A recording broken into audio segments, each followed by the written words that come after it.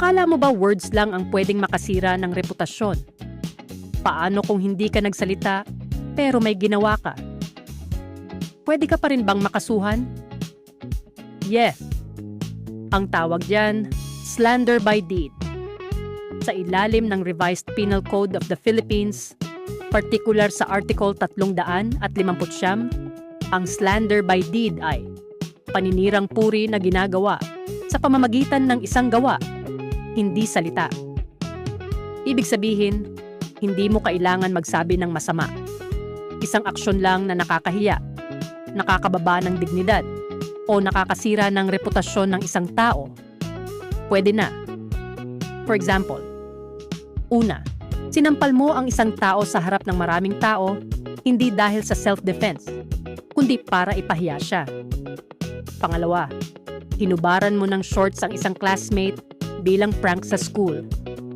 Pangatlo, tinapon mo ang inumin sa mukha ng katrabaho mo sa office meeting.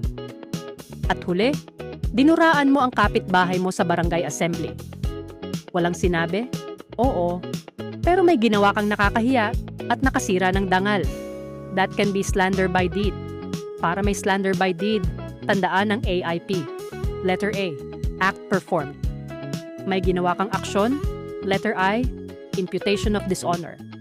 Ang ginawa mo ay nakakahiya o nakakasira ng reputasyon. Letter P, presence of other person. May ibang taong nakakita. Hindi ito private act lang.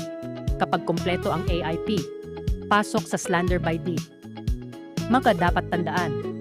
Una, hindi lahat ng pananakit ay slander by deed.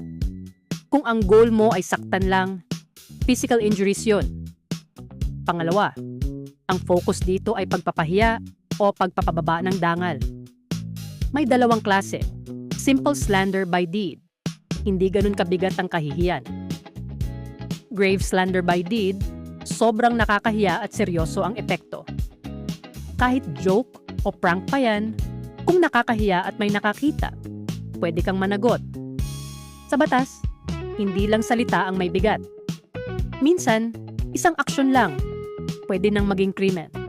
Kaya bago ka gumawa ng eksena, tandaan mo, ang kahihiyan na ginawa mo sa iba, pwedeng ikaso sa'yo. Follow for more easy-to-remember law explainers.